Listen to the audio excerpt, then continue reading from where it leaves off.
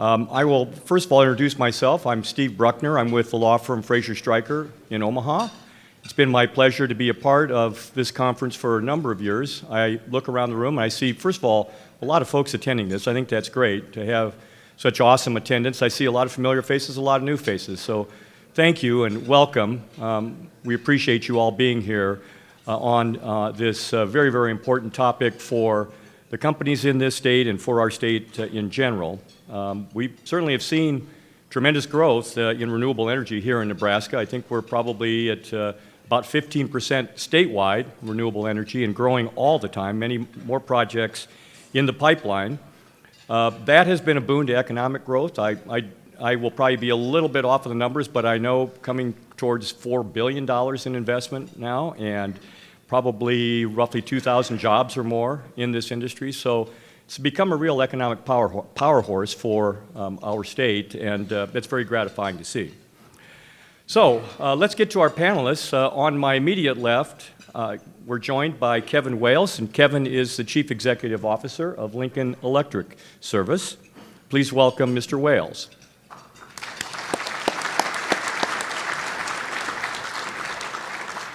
And following, if I may just real quick, following Mr. Wailes, we will have David Rich, who's the Sustainable Energy Manager for Nebraska Public Power District. He will have a presentation.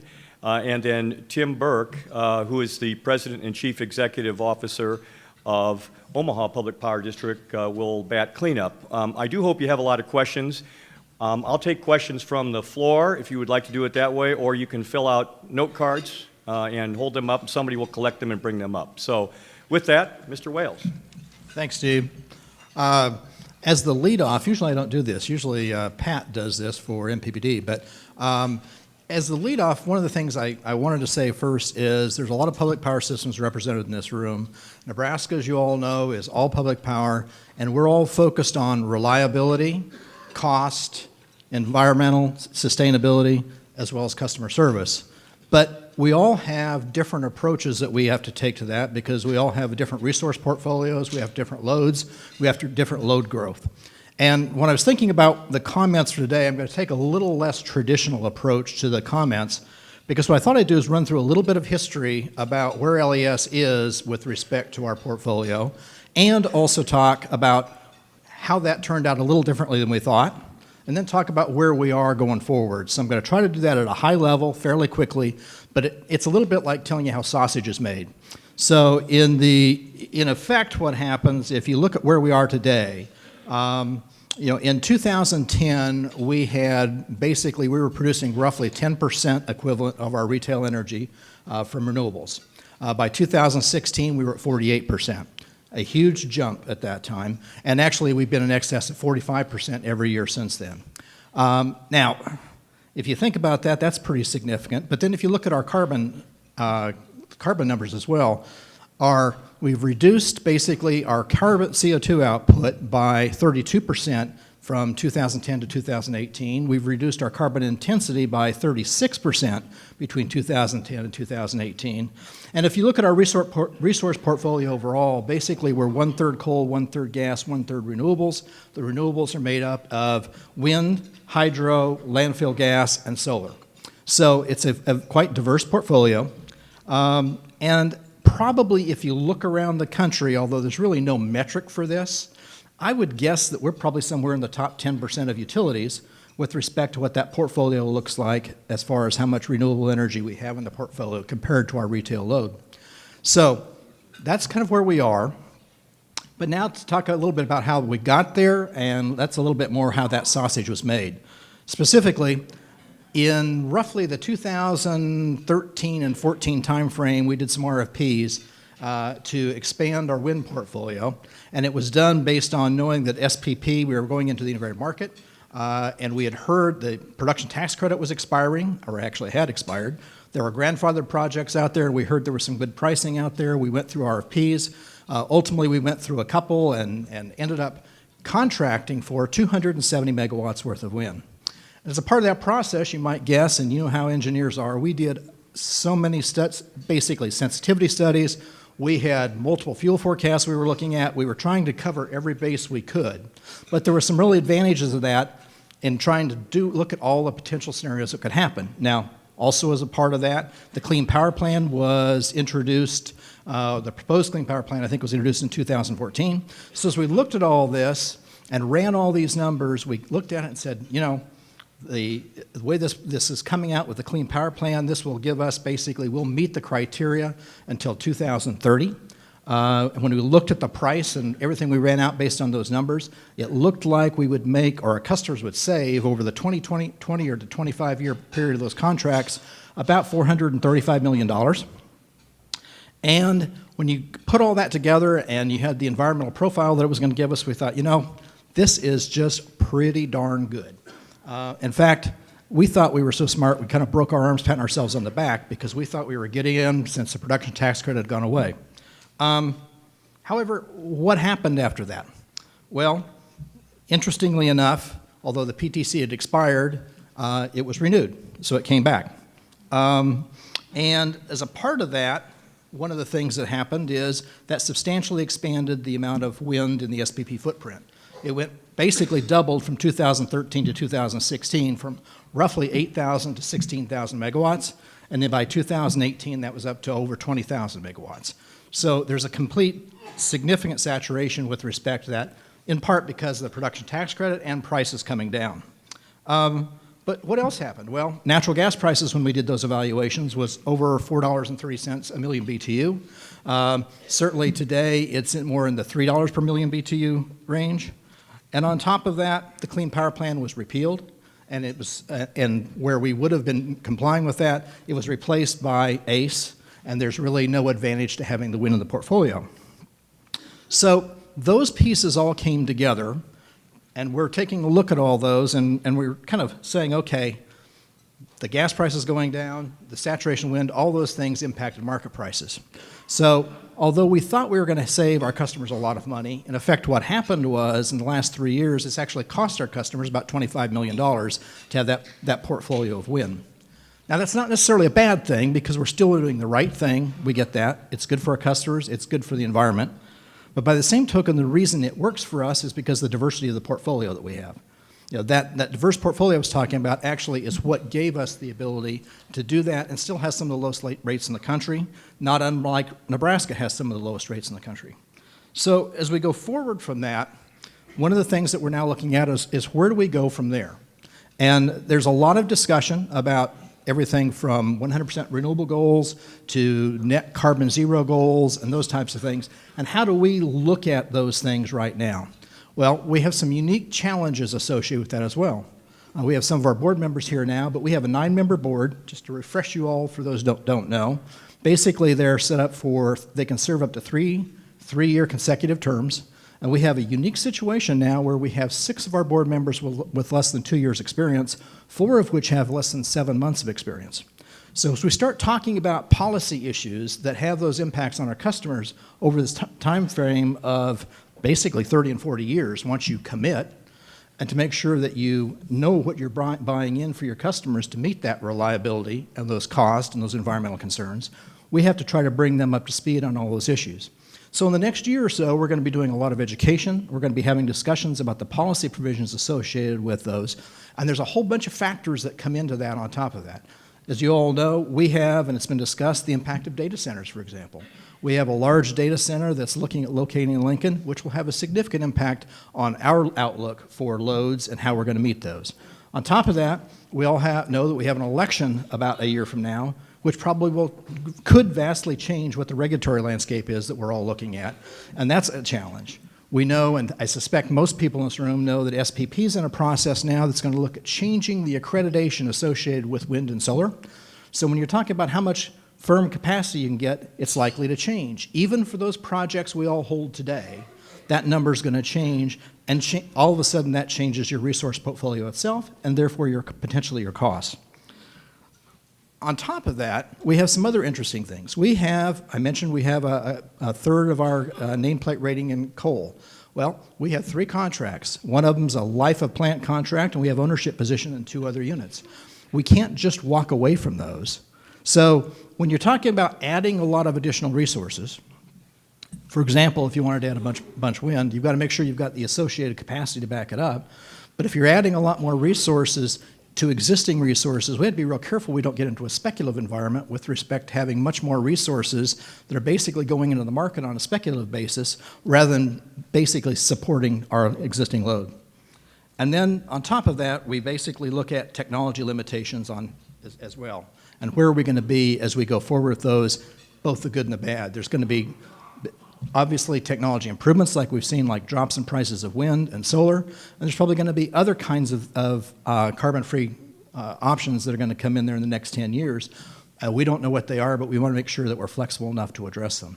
So all of that goes on to continue to get back to what I'm talking about with respect to public power and the responsibility that all of us in the room, both the board representatives here as well as the managers, saying, yeah, we have the responsibility for that, in effect, reliability and that low cost and that environmental responsibility. We have all of those and we balance them in what we're doing. Now, that doesn't mean LES is doing any less with respect to programs. We still have, virtual net metering programs, for example, and just in case any of you are interested, I think we have plenty left to sell. I think only 1% of ours is committed. And we have done all sorts of things, for example, to change that. We went from one process of just selling panels outright. Now we finance them. Now we sell half panels, and we still are far from being subscribed on that facility. And it's just priced out at what it costs. And we do virtual net metering, so we apply that to the customer's bill so they get the advantage of it directly on their bill. But we have our sustainable energy program. We have incentives. We give incentives for, in effect, when people install distributed generation solar, we get capacity incentives, which is pretty unique. We have a renewable generation rate, so that if folks want to do their own solar and make a solar garden and do it as a part of their neighborhood association, they can do that. All of those things are still in our portfolio. We continue to expand them. But all of it gets back to that bottom line of public power and trying to make sure that we're meeting the vision that our communities have for what they want to see their utility to be. Thanks for your time.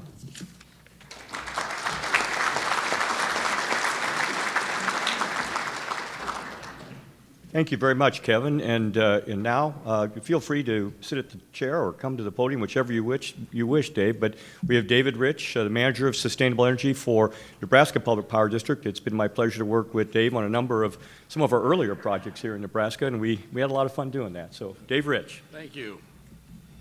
Good afternoon. So I will plan on sharing 3 things in my presentation that no one has heard before. The facts are that 2 of them are true and 1's not, so you'll have to listen very carefully to figure out what's not true. So first I'd like to introduce our board members are here, Mary Harding, Jerry Klopek, Bill Johnson, Gary Thompson. You all want to raise your hands back there? They've been very supportive of this conference over the years. First information is that in addition to being board chair, Gary Thompson is my personal golf coach. And if you've seen me golf, you know he's a much better board member than he is a golf coach. Okay, this slide is our generation profile. You can see we have generation Scotts Bluff, renewable, carbon-free. What's not shown on here is our WAPA allocation, large amount of hydro. Far east, we have our Cooper Nuclear Station, large carbon-free. And on the southern border, wind, NextEra Steel Flats. So we have a combination of coal, community solar projects across the state. We are, in 2018, 56% carbon-free for our native load customers compared to the Southwest Power Pool's 33%. This shows our community solar. Kearney 5.76 megawatts is the largest project in the state currently. We won't be able to brag for that for very much longer. We're going to be kicked aside shortly, it sounds like. But Venango will keep probably the high reign of 0.6 kW per person. So a town of about 170, and they've got 96 kW. Scotts Bluff is expanding theirs, 4.3 megawatts. Norfolk is, we're working on the PPA, it's going to be 8.5 megawatts. And then there's a whole list of towns, retail towns, that are in the process of adding community solar. It's been a very successful program for us. Next, I'd like to mention our application through the Nebraska Environmental Trust for a battery storage project. We requested a grant of almost $500,000 for a 2-year project, 1 megawatt, 2 megawatt hours. It'll take advantage of the solar tax credit of 30%. It's located in Norfolk, and they're providing some land and in-kind support for that. The first year, the plan was for distribution system benefits. The second year was to put into the SPP integrated market, and the grant was approved in April and planned in services 2020. And this is just a diagram.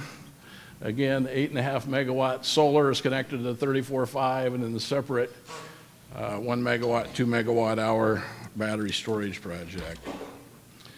Next, I'd like to talk about the Monolith project. Sheldon Station is a plant south of Lincoln. It was first built in the 1950s as a nuclear power plant. It was carbon-free back then. Then it was converted to coal, natural gas, and plans are to convert it to hydrogen in the 2020 timeframe, 2020s. And it'll be using 125 megawatts. It will generate 125 megawatts based off of the hydrogen fuel. It'll be the largest in the world. Monolith, they're the company. They were attracted to Nebraska because of the economic development rate that we with Norris Public Power offered them. They liked the public power model. They had talked to Mid-America. They really liked public power and our ability to serve at cost. And they liked the willingness that Norris and MPB to work together, common work ethic and values. This slide shows how carbon black had been made basically by burning oil. It produces carbon black. It's been 30 or 40 years since any carbon black plant was approved by EPA in the US. So carbon black's being produced primarily in China and India. Their process is completely different. They take natural gas, run it through a high plasma arc, very high temperature. It breaks the natural gas into carbon black and hydrogen. So their plan is to sell the carbon black. Hydrogen was the byproduct, and that's where NPPD entered into agreement to purchase their hydrogen. They're doing this in 2 phases. Olive Creek 1 is under construction. I'll show you some slides of that, but just to give you an idea, that initial plant will be able to make enough carbon black for 100 million tires over the 50 years. Plant 2 is expected to come online in 2023, and then when the hydrogen is available there, it will power up Sheldon Station 125 megawatts. So how much hydrogen is that? How much hydrogen to 125 megawatts? So every Nebraska home game, about 90,000 people there. You see a lot of red balloons. If every person had a balloon, every 90,000 balloons, it would take less than a minute to create that much hydrogen for 90,000 balloons. What's more amazing, if you had balloons big enough and you could fill it all up, you would have enough hydrogen to lift 90,000 people out of the stadium in 3 weeks. Tremendous amount of hydrogen. So this is some slides that were presented at the October board meeting. You can see there's a lot of progress being made on Olive Creek 1. I found interesting, Fagan Craft, they have 300 people on site construction. They anticipate, and most of these modules were built in China and then shipped over. We'll see probably about a 20 megawatt load increase the first quarter, and then the first carbon black will be produced in mid-2020. This is a picture with Hallam, the village of Hallam in the background. And so there's Hallam, here's what's under construction. Here's a rail bringing coal in right now. And the next slide, this shows the Sheldon Station in the background, okay?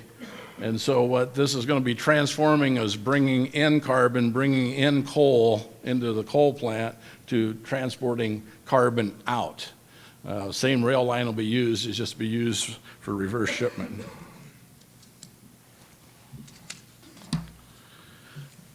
Briefly hit electric vehicle incentives. We have $4,000 for electric vehicles, $500 charging stations, very similar to what Kurt Esty talked about with OPPD this morning. Pre-wiring, I want to hit up on that. We have a $100 incentive, and the argument I like to make is anybody building a new house that has a garage should be wiring that house for an EV. They may not have an EV, but that house should last 60 to 70 years plus. What's the probability that there's going to be an electric vehicle in that garage? And it's tremendously cheaper to wire that garage, to put in a conduit, prepare for that, than it is to try to do it after the fact. So at some day, it may become a zoning requirement or building code. Until then, we're trying to incent people to get the message out. If you're building a house, wire it for an EV. This slide talks about, ties into what Joe Francis talked about.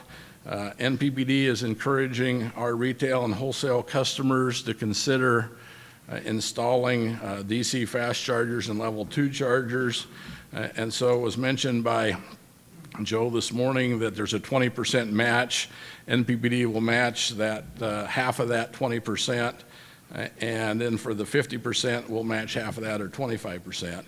And again, we believe that with range anxiety, the best way to overcome that is get chargers throughout our service territory, and that's why we're promoting this.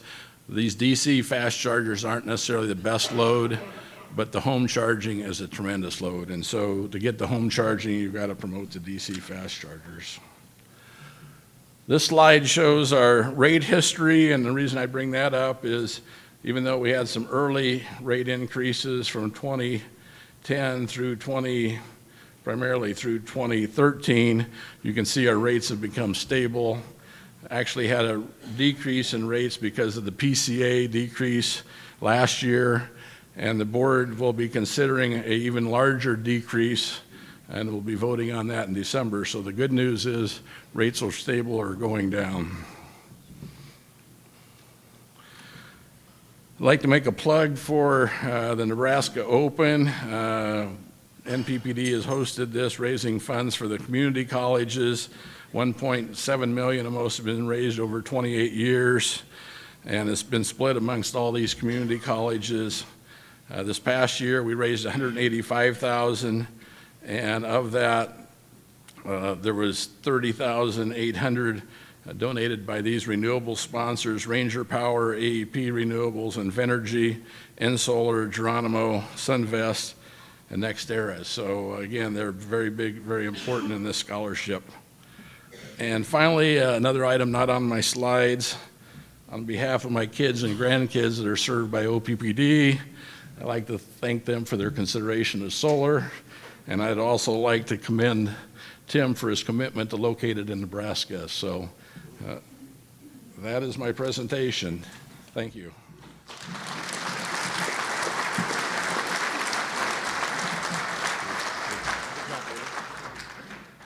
All right, thank you very much, Dave. That was great. And our final panelist, Tim Burke, President and Chief Executive Officer of Omaha Public Power District, and then we'll go to questions. So have those ready, if you will. Thank you. Tim. Thanks, Steve.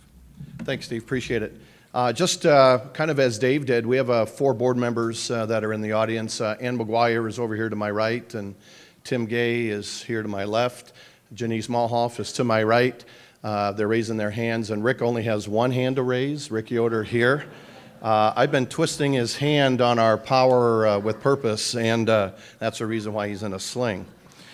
John didn't want me on the agenda today, and I twisted his arm, and you see what happens when that happens. So we're gonna talk a little bit about.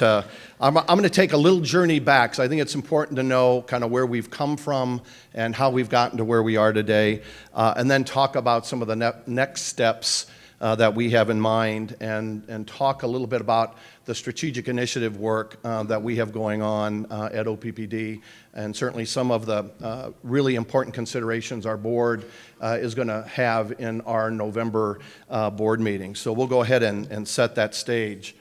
Whoops, there we go. So let's go back to here real quick. So, we had a goal at one point in time of having 10% of our retail sales being supplied by renewable energy by 2020.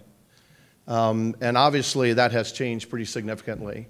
And so with the new Shoals project that will be coming online yet this year, we'll get some of that energy over the next couple months, but with our partners from Nextera. But we would anticipate to be 40% of our retail sales coming from renewable resources in 2020. So it's a pretty significant commitment our board has made over the course of the years and even in the last years or so.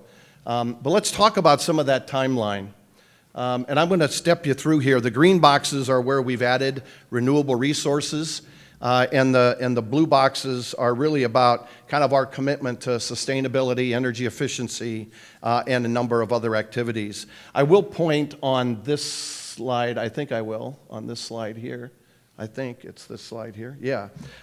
So down in the bottom right here, you can barely see it. We made a decision in 2014 that we are going to convert 3 units at our North Omaha power station from coal to natural gas, and that we were going to retrofit 2 units at North Omaha with some emissions technology to significantly reduce emissions, which it did do that. And each of those had other predetermined dates where we would essentially shut down units 1, 2, and 3 at North Omaha and convert 4 and 5 at North Omaha to natural gas in the 2024 timeframe. Those plans are still in place to be able to do that, and that I will talk about our next steps and how that goes into that consideration. On the box over here on the top right, we made a decision in 2016 to cease operations at Fort Calhoun Nuclear Station. As difficult of a decision that was, Fort Calhoun is the smallest nuclear plant in the United States fleet, in one of the most competitive energy markets in the United States. And it was an economy of scale issue, it was an efficiency issue, it was a cost issue. No issues around employee issues, no issue really around regulatory. We had worked our way out of those regulatory issues and were operating incredibly well at the time. But it was an economic issue. And the reason why I bring that up is because without that change, we would not have been able to make these changes that I'm going to talk about, and the changes that we've really spent the last 5 or 6 years spending time and energy around. And I know our folks from O'Neill were here, up here a little bit earlier talking about the Grand Prairie project, but that was a project that OPPD commissioned to have built and to provide those economic values in Nebraska. And again, as David said, our commitment has been to really put our renewable resources within the state of Nebraska. Actually, all of our generating resources are within the state of Nebraska, except WAPA. And I think that goes the case of most of the folks here in Nebraska as well with WAPA. The other one that I would talk about is on the far, I think it's in this next one here, maybe. Let's see here. Keep going, Tim. Community solar project. Here we go. I'm going to back up. On the far right there. So we had a 5-megawatt solar project that will go online this year that's sold out in 49 days with customers committing to commit to that project. They actually had to sign up and commit, and the rate that we structured was really a market-sensitive rate. So they get the value of whatever that energy generated from that facility is in market, so they get that credited against the overall cost of the project. So they get the market value of that solar project. So we're pretty pleased with that. I'm going to talk a little bit about what our next steps are. And so we went to our board over the last couple months, had a conversation in September with them about kind of a problem that we see coming up in the future. And I'll talk a little bit about what that is. And then talk about the solutions that we've identified. The end result was we recommended to our board that we wanted to build one of the largest utility scale solar additions in the region with natural gas backup, and it would be in this 400 to 600 megawatt range. We would modernize some of the low emitting natural gas assets that we have by replacing our North Omaha 1, 2, and 3 units. With those units, it can take 12 to 18 hours to essentially heat up those units in order to have market power, to generate power and put it on the market. we're looking at very quick and fast resources that can respond to the market changes and the voltage changes and the frequency changes that we see on our system. That was a recommendation that we made, and it really enables us to do a couple things: to retire units 1, 2, and 3 at North Omaha, to convert units 4 and 5 from coal to natural gas, primarily to be used only for peaking and/or reliability, resiliency-related services. And by implementing these changes, just on the North Omaha campus, we would see about a 80 to 90% reduction in carbon emissions. And as others have stated, from 2010 to these changes that we plan on incorporating, we'll see an over 30% reduction in our CO2 emissions.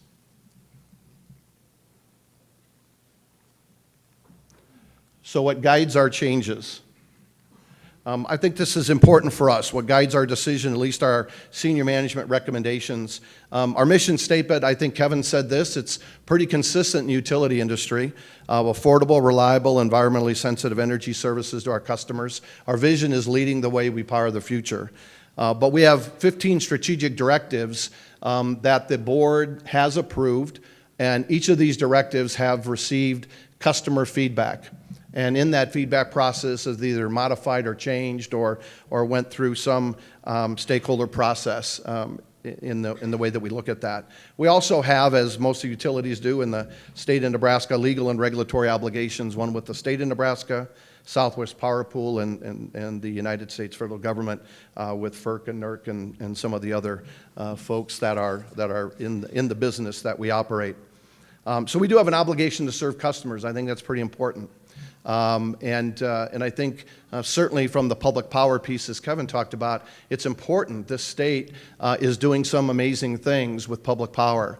A matter of fact, in our conversation with Facebook, this was the first time they've really focused in on a public power area.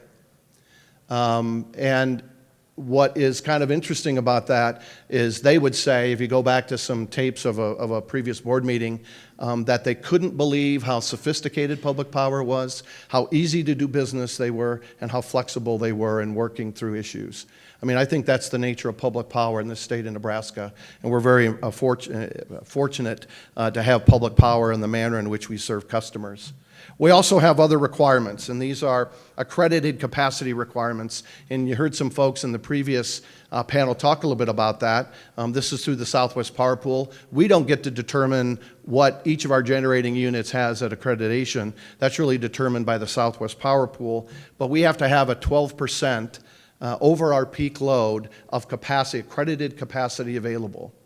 It's interesting when you talk to private businesses. It's like, if I talk to Lance Fritz at UP, it's like you have to have track capacity 12% over what you need in case Burlington Northern needs it, right? Very unheard of in the business, except for the work that we do. And I think that's really important to understand that. And that's a requirement for us, not only with us in the state of Nebraska, within the region. So I want to talk a little bit about taking our next steps and what that may look like and kind of what we're solving for. As I said before, we're solving for a changing generation landscape. If you go from Sioux City to Kansas City, and you'll see a slide in a second here, there's been significant changes in baseload generation. 2 units in Sioux City, a couple units in Council Bluffs. You have 3 units at North Omaha. You have Fort Calhoun Nuclear Station. And if you just go down south, not too far in Kansas City, you have a couple of the larger coal units down in Kansas City that have decided to retire or be retrofitted in some way. So we've really see this changing generation landscape that we have to adjust to. And certainly energy is a component, and certainly capacity is a component, but resiliency and reliability is really a focus for us as well. And so as we begin to think about our mission, as we begin to think about our strategic directives and our legal requirements, it's important for us to take that into consideration. And that's been the conversation that we've had with our board. So you can see the units on the left here of all the changes that have occurred. And yet we also have growth that has occurred. And so when we made changes at North Omaha, or we made changes at Fort Calhoun, we did add some additional energy contracts within the region, relatively small, but it was important for us to be able to make sure we maintain our accredited capacity within the Southwest Power Pool. And then as you begin to think about load that will occur, and I'm going to show that in a little bit, that we see growing, whether it's a Facebook load or a Google load, or it could be 8 megawatts of another data center located in downtown Omaha, or 6 megawatts of a data center that located in North Omaha. There are all kinds of load that's going in our service territory. That's pretty important. If you think about the Strategic Air Command and the additional kind of N3 work that's going on there on nuclear deterrence and nuclear communications, we're seeing that load grow. And so we have to respond to that. We have to maintain that accredited capacity and capability as well. And so what we said was, if we don't make any changes at all, we're going to be moving to a point where we would be, in our opinion, at risk of resiliency and reliability within our region and within our service territory. So we need to begin to think about what those recommendations look like as we move forward. And I'm going to talk a little bit about what that is. And you see some of the changes here. Load growth, we have existing capacity contracts that will be expiring. We're going to be retiring units 1, 2, and 3, refueling 4 and 5, not from a base load side, but from a peaking side or resiliency side. And why that's really important on the eastern part of the state, but I don't think it's any different in the central part of the state with the March floods that we had. We had Nebraska City 1 unit offline for a pre-season outage, pre-summer outage. But because of the forecast of the Missouri River, we actually shut down Nebraska City Unit 2, and we actually moved people out of that facility for safety purposes. We had to generate with all of our peaking generation to maintain resiliency and reliability within the region. That's why that's really important for us, to maintain that resiliency and reliability for those kind of N-3 situations that we seem to have. June 17th of 2017, I know it well because the tornado, 2 of them, were just south of me in Sarpy County, where they took out 6 transmission lines that created some resiliency-related issues. Right? So we hardened some of those assets and found other ways to move power around our system to maintain that resiliency and reliability. But that's just what utilities do. That's how we do things. You don't know it, but there's a lot of feet under the water moving to make sure that we maintain those kinds of things. This is a longer-term generation reliability and resiliency that we're identifying. And we have a gap that we need to fill and we need to plan for. So our recommendation to the board was this, is that we have this problem of changing generation landscape. We got to support the growing needs of our communities, part of our commitment to serve our customers, and we need to maintain resiliency and reliability. And if you kind of add that to what we believe is the framework in which we operate in, which is our mission about affordability, reliability, environmentally sensitive energy services to our customer owners. If you think about our 15 strategic directives, if you think about our legal and regulatory obligations, we got to the solution that I mentioned earlier. Large utility scale solar, 400 to 600 megawatts with natural gas backup, modernizing some of our older gas assets and looking at some backup gas assets for that solar, and then obviously some voltage support devices. And then our plan would be, depending on if our board approves this, that we would move to the RFP process relatively quickly after our November board meeting to look at 400 to 600 megawatts of solar, up to 600 megawatts of natural gas, either in backup or in modernization, and then obviously some voltage support devices as well. So what we've also shared with our board are some of the changes going on within the industry and what we're doing. And we've shared with them, I'm going to flip 2 slides over here, I believe, to talk about our strategic initiatives. And then I'm going to talk about a strategic directive that our board will be considering this next month. And so this is around our strategic initiatives.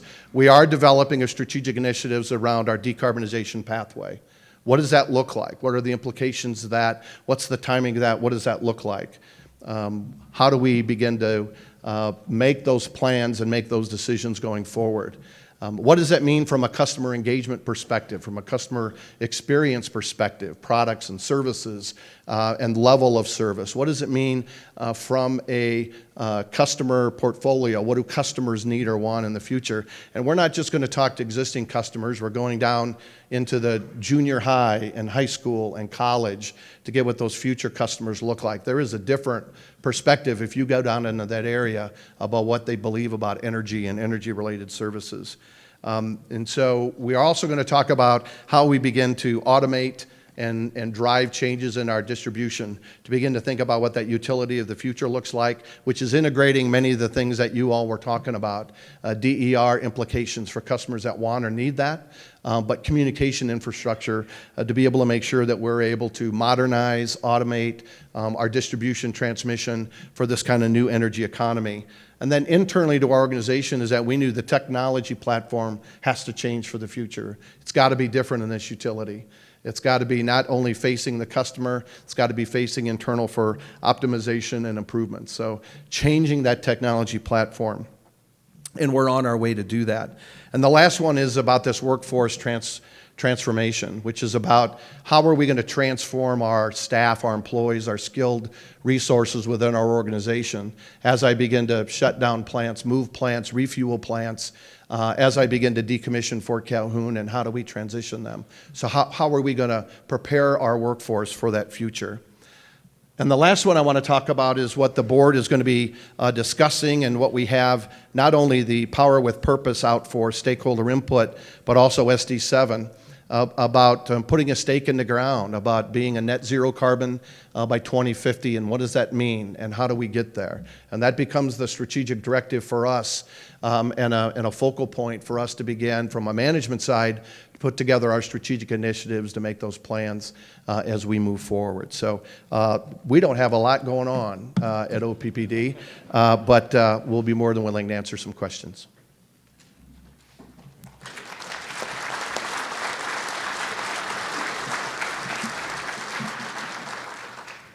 Thank you very much, Tim. I'll wait for our panelists to get back in their chairs. I hope you have some questions. As you can tell from the presentations, there is a lot going on with all of these Nebraska utilities. It's very exciting, also very challenging. So I imagine you have some questions. Feel free to shout them out. If you don't have any, I probably can manage a couple. Does anyone have any questions for our panelists? Yes, sir. First of all, we have probably 30% of our resource portfolio on a nameplate basis are coal units, and about 35% are natural gas units, and about 35% are renewable resources. And the renewable resources include wind, hydro, solar, and landfill gas.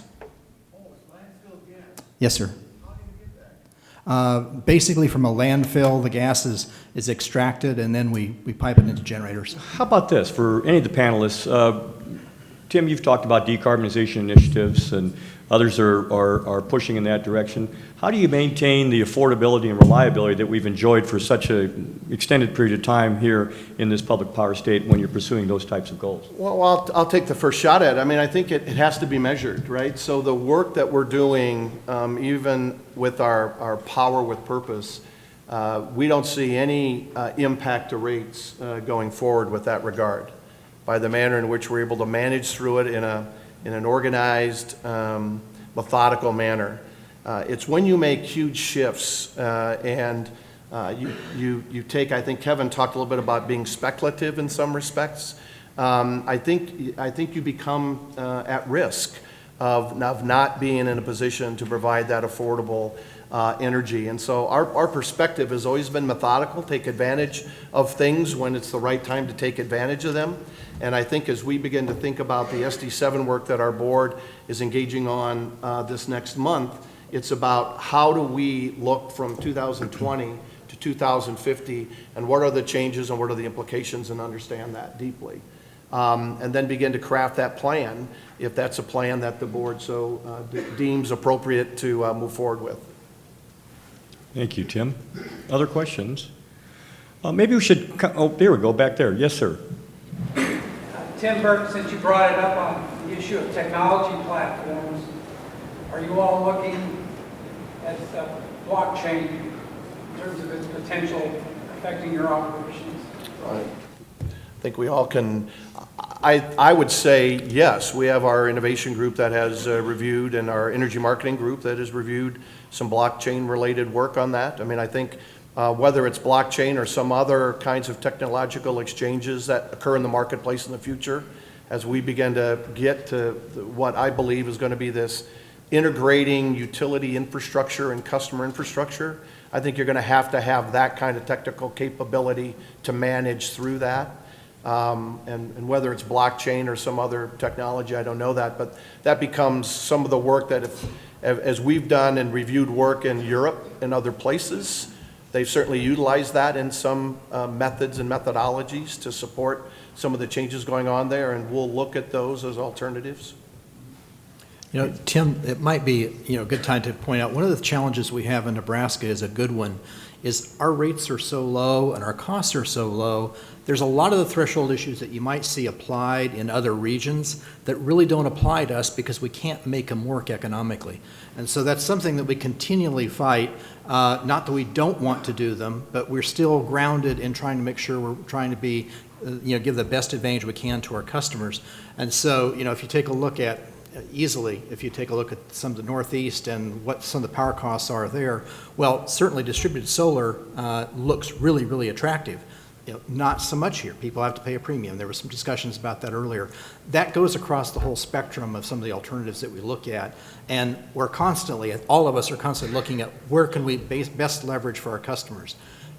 Sometimes there's a misperception that it's some things are so cheap, why aren't we doing them? Well, if they're cheap enough to make sense, then we are trying to do those, and that's actually trying to make them work. Exactly.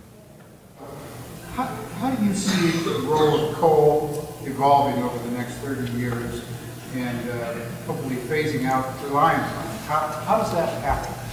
How do we get from here to there? I think that's exactly our strategic initiative. What is that pathway, and what does it look like? And what are technological changes that will occur? I mean, there's still additional work going on. I think maybe Dave can talk a little bit about some of your sequestration-related activity with DOE, but some of that related work that the utility industries are paying a lot of attention on, because at the end of the day, we still have to maintain frequency and control of our systems and be able to do that. And the challenges on variable energy sources is just that challenge. We have to understand that.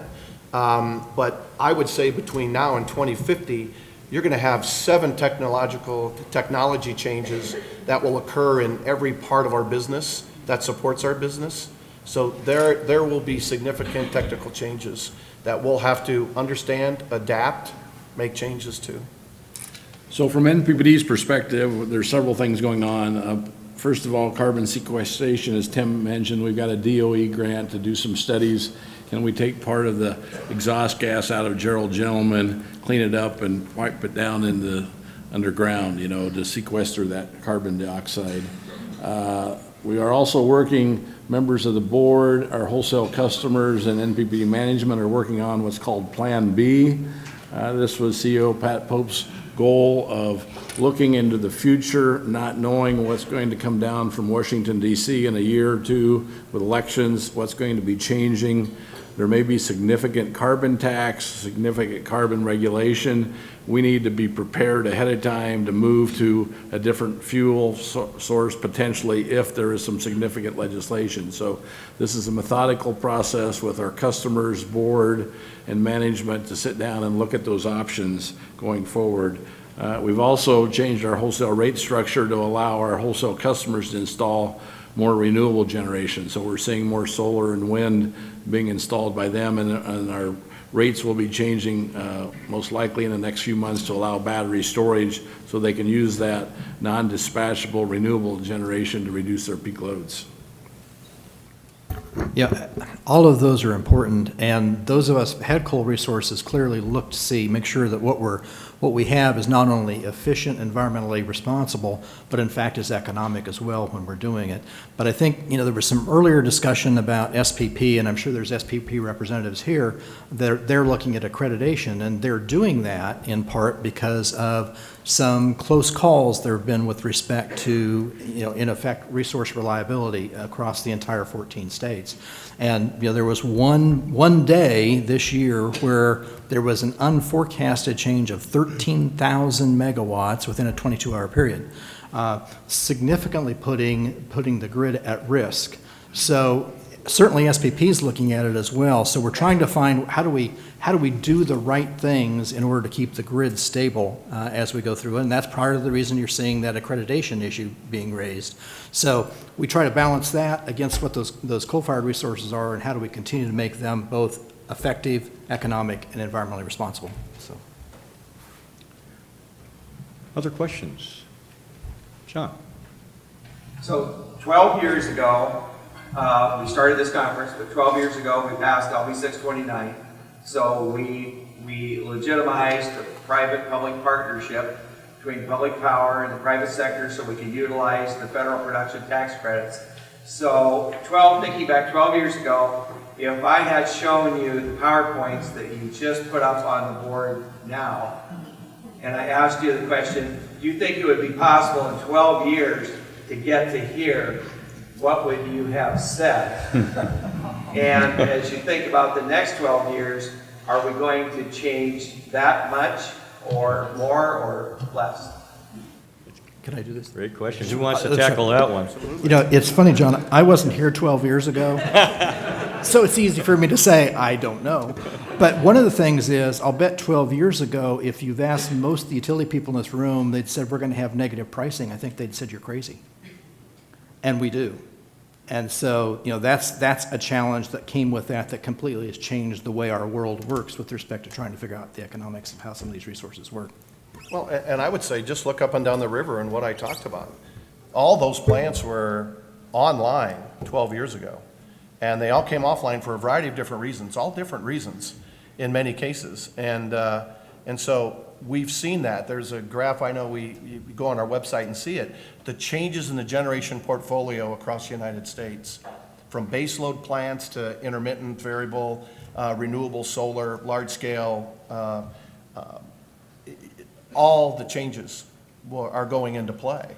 I do find it interesting, so I'll give the partners that were up here earlier, I got to say this because I just am dying to say this. So when someone says, hey, I want to be your partner, but I also want to stick it to you, right? So thinking of the XL case, that's interesting. Those are regulatory changes that are being made and mandated, right, wrong, or indifferent, may or may not be in the best interest of the customers, but those are the interesting dynamics that we have going on today, that it's reality today. It's just the way it is. So customer expectations are changing every single day.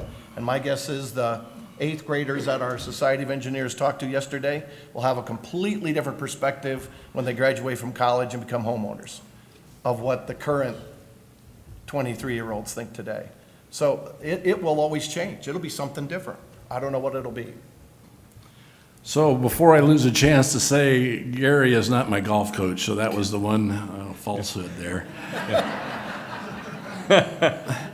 I would like to go back further than that. Many, many years ago, we had a lot of distributed energy generation. Each town had their own generation.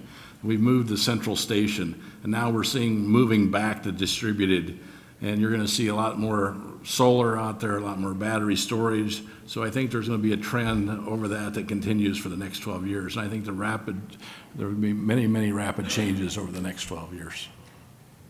Just curious, could you talk through what are some of the advantages and disadvantages to converting a coal plant to natural gas, like some of those 2 units that you had in North, though? And why didn't you're releasing an RFP for 600 megawatts of peaker? Why wouldn't you do that for the rest of the old coal plants? Is that something you do with gentlemen, or I'm just curious what?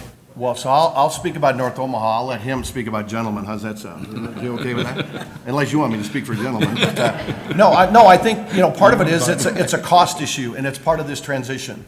And what we're seeing in the North Omaha units, retiring units 1, 2, and 3, converting units 4 and 5, is really to maintain that accredited capacity, right? And we're able to do it in a cost-effective manner.